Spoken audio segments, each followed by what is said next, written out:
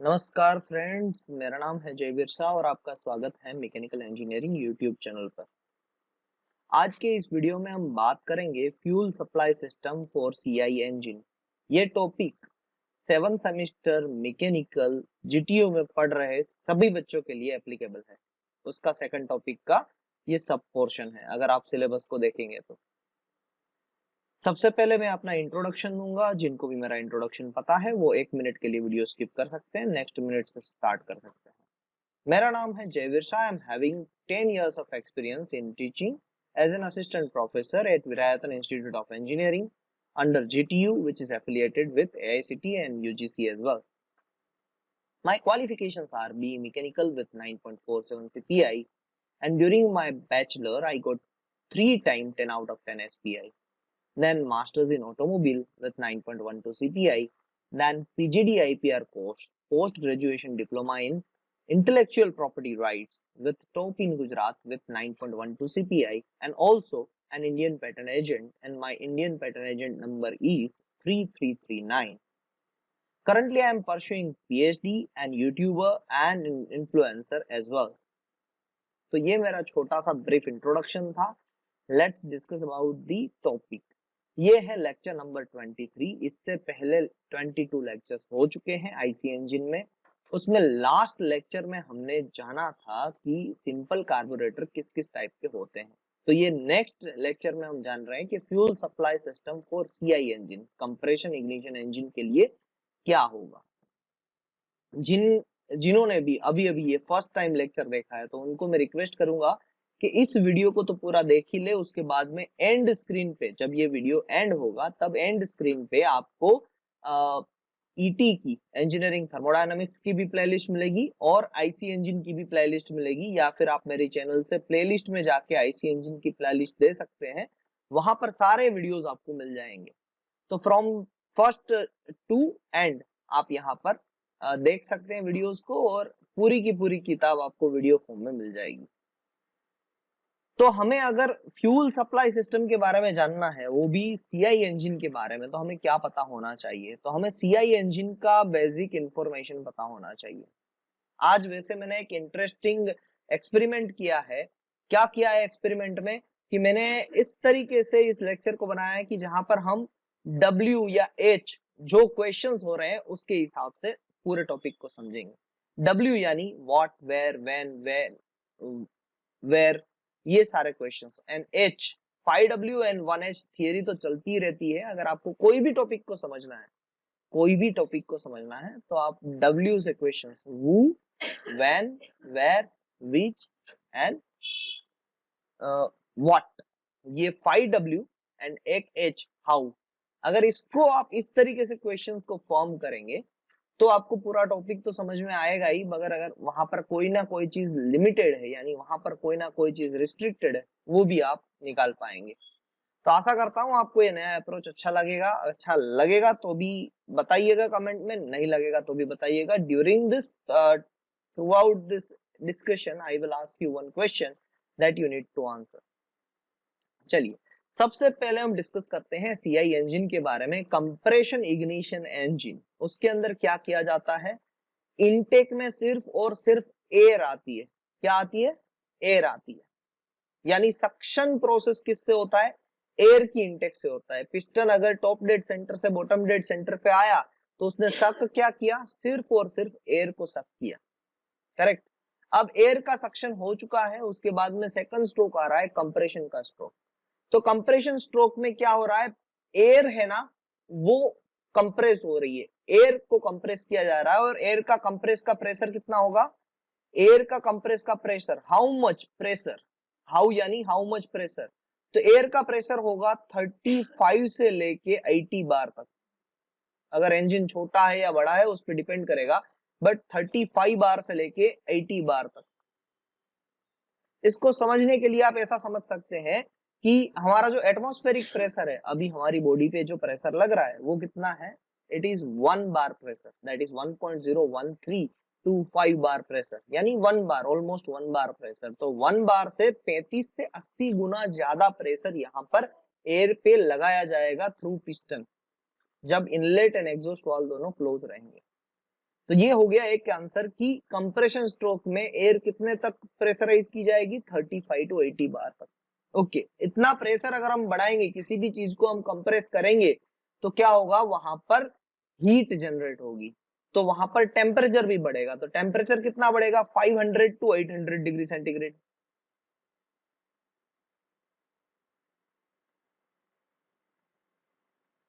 हम बात किसकी कर रहे हैं, कंप्रेशन स्ट्रोक की बात कर रहे हैं। और कंप्रेशन स्ट्रोक के अंदर भी मैंने आपको बताया कि प्रेशर ऑफ एयर कितना जाएगा, तो 35 टू 80 बार तक जाएगा। और टेम्परेचर कितना बढ़ेगा एयर का, नॉर्मल टेम्परेचर क्या होता है, एटमॉस्फेरिक एयर का टेम्परेचर, जो एटमॉस्फेयर का टेम्परेचर है नॉर्मल वो होता है 27 टू 30 डिग्री। उसको जब हम कंप्रेस करेंगे अप टू 35 टू 80 बार, तो वहां पर भी टेम्परेचर बढ़ेगा up to 500 to 800 degree centigrade, which is sufficient to burn और to generate combustion from the diesel fuel. देखिए, पेट्रोल इंजन में हम क्या करते थे, स्पार्क प्रोड्यूस करते थे, इसीलिए हमें अगर एयर और फ्यूल का जो मिक्सचर है, वो दोनों का मिक्सचर अगर इतना टेम्परेचर ना दे पाए 500 टू 800 डिग्री सेंटीग्रेड तो भी चलेगा।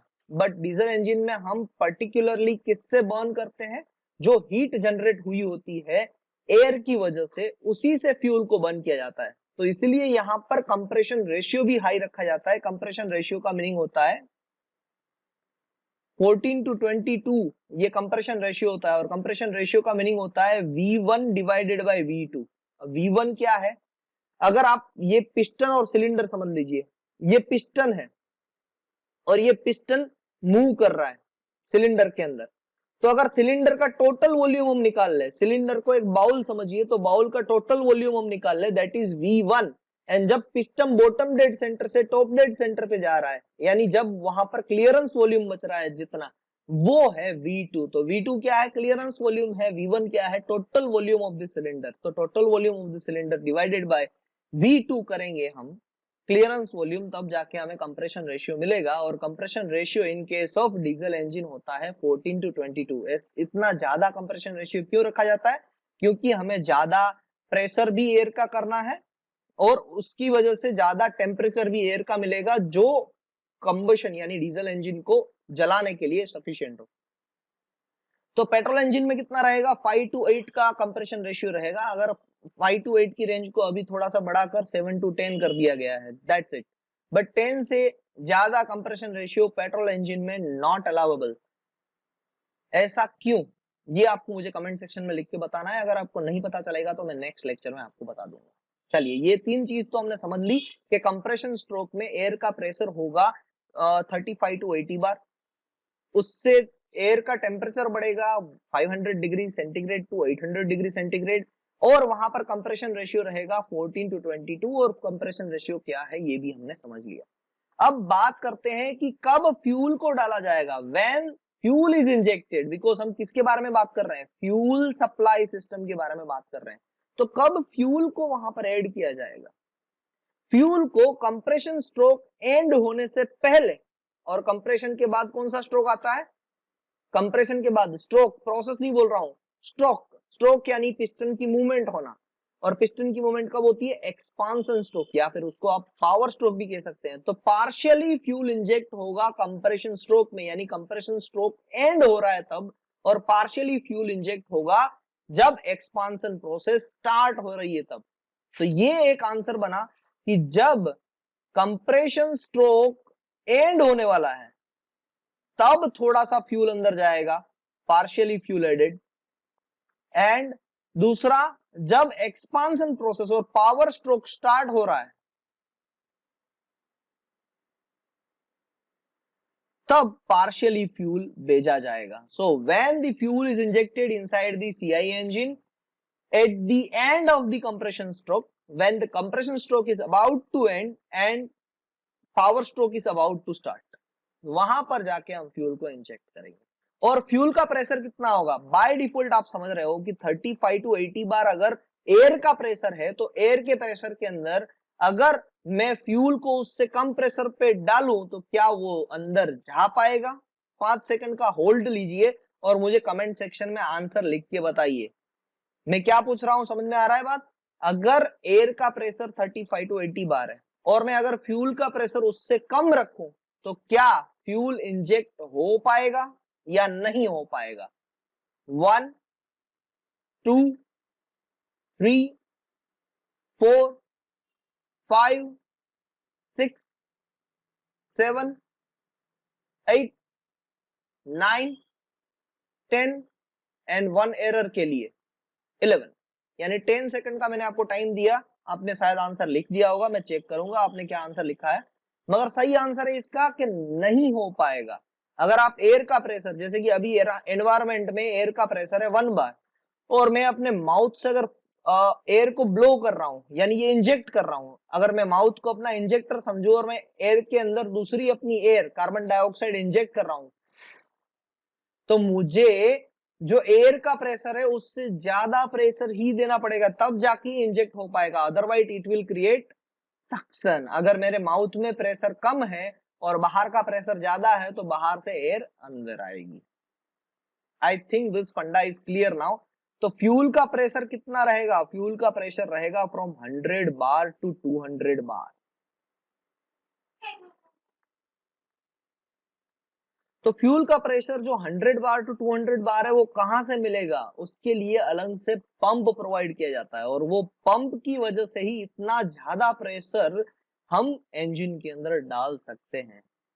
तो आई होप कि ये भी आपका नॉलेज क्लियर हुआ कि फ्यूल का प्रेशर इंजेक्शन के टाइम पे कितना होगा। नाउ वेयर, ये क्वेश्चंस भी बहुत ही ज्यादा इंपॉर्टेंट है। वेयर का मीनिंग होता है कि कहां से हीट मिलेगी, फ्यूल को हीट कहां से मिलेगी।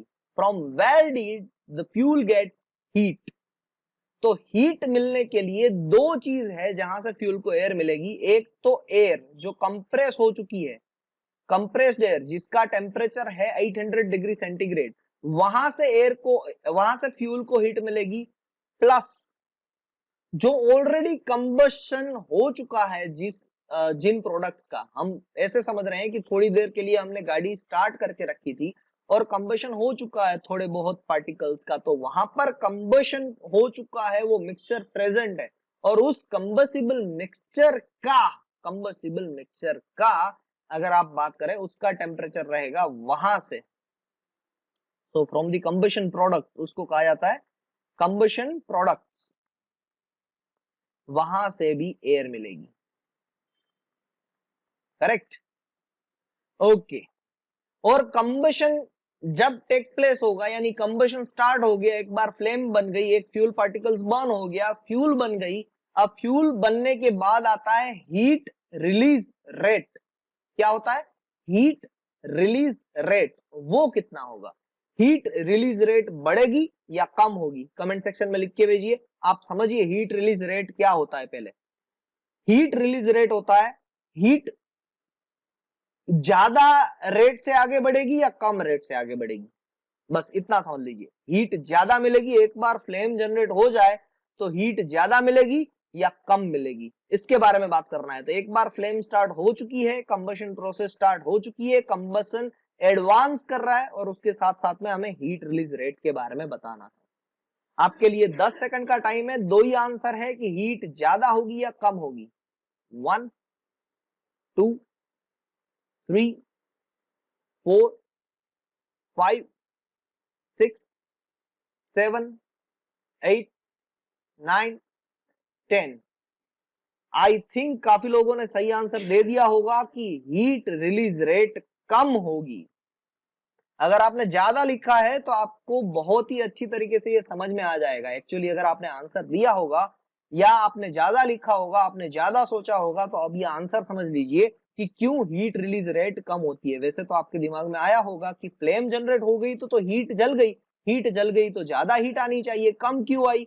कम इसीलिए आई क्योंकि जैसे ही हीट स्टार्ट होती है बर्न होना, यानी कि ऑक्सीजन कम हो रहा होता है, जो एयर के अंदर ऑक्सीजन है उसकी रेट कम हो रही होती है जैसे जैसे फ्लेम बनती जाती है। फ्लेम क्यों बनी? क्योंकि ऑक्सीजन एंड फ्यूल का केमिकल रिएक्शन हुआ, इसीलिए फ्लेम बनी। तो फ्लेम जैसे जैसे बढ़ेगी, कंबशन जैसे जैसे एडवांस होगा, उतनी ही हीट रिलीज रेट कम होती जाएगी।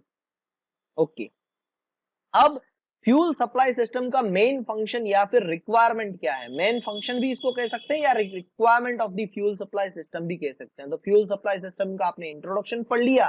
अब उसका मेन रिक्वायरमेंट हम निकाल लेते हैं। देखिए दो कंडीशन होती है कोई भी इंजन में, या तो वहां पर लोड वेरी रहता है या तो वहां पर स्पीड वेरी रहती है। लोड कांस्टेंट रहा तो स्पीड वेरी रहेगी, स्पीड कांस्टेंट रहा तो लोड वेरी रहेगा। तो यहां पर लोड एंड स्पीड वेरी जब हो रहे हैं यानी उसका अमाउंट चेंज हो रहा है, तब correct air fuel ratio provide करना, that is the requirement of the fuel supply system. फिर फ्यूल इंजेक्शन रेट, फ्यूल को किस रेट में हमें इंजेक्ट करना है, that is the another requirement of the fuel injection system. Rate यानी per second कितना केजी या कितना ग्राम्स हमें फ्यूल को डालना है, जिसकी वजह से हमें उतना sufficient amount of air fuel ratio मिल जाए जिससे हमारी जो व्हीकल है वो डिफरेंट डिफरेंट कंडीशंस पे आगे बढ़ पाए। ओके, तीसरा है फ्यूल टाइमिंग। फ्यूल टाइमिंग बहुत ही मैटर करता है यहाँ पर, यानी पंप ऐसा होना चाहिए आपके पास जो फ्यूल को मिली सेकंड्स के अंदर इंजेक्ट कर दे। ऐसा ना हो कि बहुत देर लगे, क्योंकि देर लगती है तो एक सेकंड के अंदर तो साइकिल 1000 के ऊपर साइकिल पिस्टन्स की मूवमेंट कर लेती है, क्रैंक के रिवोल्यूशंस आ जाते हैं। ओके, एटोमाइज हो पाए फ्यूल।